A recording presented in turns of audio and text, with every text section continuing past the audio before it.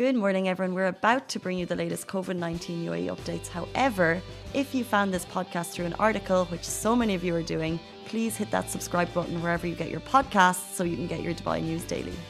Hi Dubai, how are you doing? Welcome back to the Lovin Daily, where we talk about all the trending stories that everyone in Dubai is talking about, whether we're talking about news in Dubai or beyond. Always with you here every single weekday morning at 8:30. Let us know in the comments where you're watching from. What are you up to? We're live on Facebook, Twitter, Instagram, YouTube, the whole lot. Today we'll be talking about the latest COVID-19 updates from the media briefing which happened last night. We'll also be talking about a Dubai student who's running every single week to support climate change action, and he wants you to join him. We'll also be talking about a rescue from a 65-meter high crane. Before we get into it, was anyone watching the iPhone launch event last night? I'd love to get your thoughts on it because Alibaba in the studio, he was streaming the event, so you were watching it. Was it a late one? Not that late. It was from like 9 p.m. to 10 p.m. Okay, so fine. Yeah, so it wasn't that too late. It was late. And iPhones, are you an iPhone? So basically, the reason I'm asking is because I saw a title which I thought was interesting, that shares in Apple dropped 2%, stocks dropped 2% during the event because people weren't happy with the features. Would you agree? Are you an iPhone user? You are, I can see it. I'm an iPhone user. Beaconing there. But as a Samsung user, I was like, hee hee. Would you agree following the launch? Like, was there actually good features announced, or is it more just like a usual Apple showboating type thing? At the end of the day, Apple with their marketing is out of this world. They did a banger job with their marketing skills. What? Well, the only thing I'm looking forward to the new iPhone is the 5G. Okay. Yeah. So but then don't you have to find 5G connections? So like your phone will have it. Yeah. Don't other phones have 5G already? I don't think so. Oh, I really? guess. I think it's just with the new iPhone. Okay, so the new iPhone, not iPhones, but don't other brands have 5G already? I don't think so. Not yet. Well, guys, there's your tech updates. And let us know if you have any thoughts on the launch event last night, because we love to read your comments after the show. Jumping into our top story, Dubai police rescued a man who had a heart attack at a height of 65 meters. So police rushed to the scene after a man suffered a heart attack on a crane in Jebel Ali. You can see the photos beside me if you're watching on Facebook. 65 meters up, he was performing his regular tasks when he suddenly became very ill, developed a blood clot, and kind of just indicated that he was stuck. The crew then climbed to the top of the crane, where they performed first aid and stabilized his health before carrying him down steadily, which they said was the challenging part, and he's now receiving specialized treatment at a local hospital. I just kind of want to say well done to the paramedics, the emergency team there. 65 meters is like 13 residential stories high, which would be scary, basically. Yeah. And basically, Dubai police posted about it, and they said that the most challenging part was to lower the driver from the top of the crane into the ambulance, especially in light of a breakdown of the elevator, which required all technicians to repair and operate it manually and then transport the driver down to the first floor. So there was a lot of trickies. There's a lot of kind of difficulties there. But like I said, he's now receiving specialized treatment at a local hospital. And our thoughts are with him, and hopefully he'll be okay. But also well done to Dubai police, to the emergency services for getting there quite quickly. And obviously just the challenging part of carrying a body or a person down a 13-story high crane. 65 meters. And if you want to see those photos, we'll have them on Lovin Dubai shortly, and they're also on Dubai police. We're going to take a short break. We'll be back with you after this message. Lovin Extra is here. This is the new membership, and while absolutely nothing changes for our readers, extra members get access to premium content, exclusive competitions, and first look for tickets and access to the coolest events across the city, and Lovin merch. If you subscribe right now, a very cool Lovin Red Eco Water bottle will be delivered to your door. We'll move into the next story, the latest COVID-19 updates in the UAE. So first of all, you can get easily tested Dubai Mall. I also want to talk to, Dubai Mall, Dubai Malls, Mall of the Emirates, City Centre Deira, City Centre Mirdif. But first, a quick run through of the numbers. So new cases in the last 24 hours, 1,315. New recoveries, 1,452. The total deaths now stand at 448. And total recoveries, 100,007. So we've topped 100,000 in recoveries, which is great news. And total confirmed cases now stand at 108,608. And I also want to run through a quick update, so a brief update of the last night's COVID briefing. This happens every single Tuesday. And what they said yesterday was between the 7th and 13th of October, around 800,000 tests were conducted nationwide, with a 9% increase over the last week, leaving a positive case at a rate of 1%, which is positive. So overall, what I got from the numbers is that there actually is quite a positive outlook on COVID-19 cases in the UAE.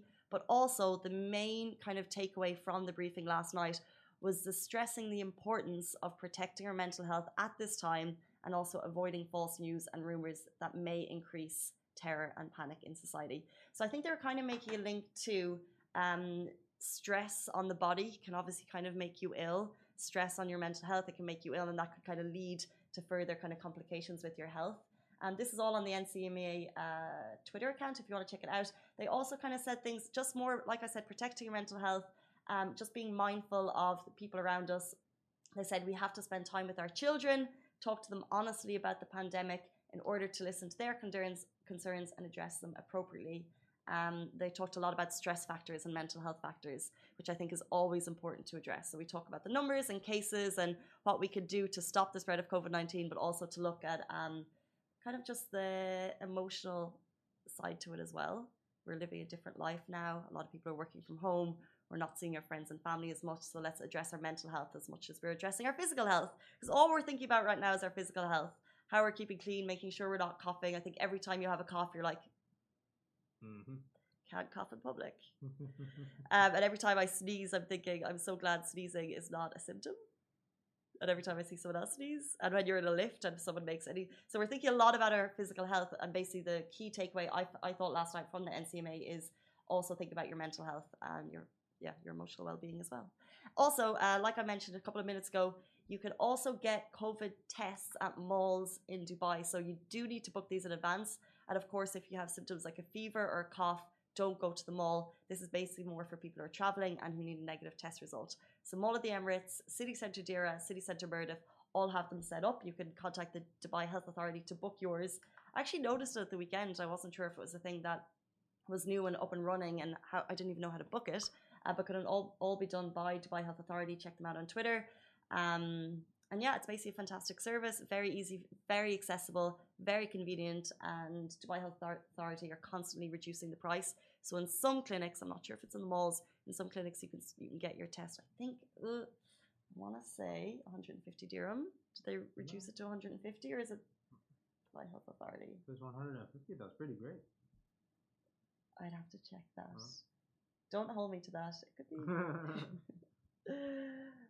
Because I know they've reduced it at certain clinics, because obviously the private health facilities are a little bit more. But Dubai Health Authority are constantly working on getting it down. And let me see here. Yeah, so 150 dirham at DHA facilities. So if you want to get your 150 dirham test, do book it with the Dubai Health Authority and not through private facilities. Anyway, we move on to our final story. A Dubai teen will run for 4 hours each week in a plea to get support for climate change action. So this Dubai student, he plans to run every Wednesday and Sunday from 5 p.m. to 7 p.m. to raise awareness for climate change. And what's really cool is he wants you to join him. He actually dropped his location pin for where he runs, and he's encouraging others to join him. And the reaction has been super, super positive on this. I saw just the tweet that went online at Run for Climate Change Twitter. And what I thought was cool is that not even people who will join the run, which is what he wants, but people who are saying, hi, I love this campaign. If you look at my timeline, I've worked with other types of campaigns and I want to make the world a better place to live. So let's kind of work together. It's our responsibility. So not just people who are going to kind of join the running, but also someone who wants to kind of help support this campaign. And we've done the story on Lovin Dubai. You have, this is just one child who's supporting climate change action, which is incredible. I immediately think of Greta Thunberg. She's of course. She's a teenager who started a support for climate change action by sitting outside by a very, very peaceful a peaceful protest in her city. She sat outside a building, and that's kind of propelled her to international fame. She is the face of climate change action worldwide for the youth, I think, of today. And it's really cool to see just one person just doing something small, which kind of could, if with the right support, it could grow. So shout out to Christopher for this is incredible. And hopefully his story will be shared. He's going to run with a sign basically telling everyone what he's doing. So if you spot him, so he's dropped the pin near the villa, and someone who's like, I live in Arabian Ranches, can I join you too? So if you don't want to go to the location, you could also just run and then tag him on Instagram, which is cool. So he's like dropped near where he lives, which is the Central, which is the villa near Zayed University, which is a little bit outside Dubai. But yeah, outside Al Barari. So if you want to join him, that's where he'll be every Sunday and Wednesday. Guys, those are top stories. Hope you enjoyed them. We're back with you every single weekday morning at 8:30. Have a great day, and we'll see you tomorrow. Bye. Guys, that is a wrap for the Lovin Daily. We are back same time, same place every weekday morning. And of course, don't miss the Lovin Show every Tuesday where I chat with Dubai personalities. Don't forget to hit that subscribe button and have a great day.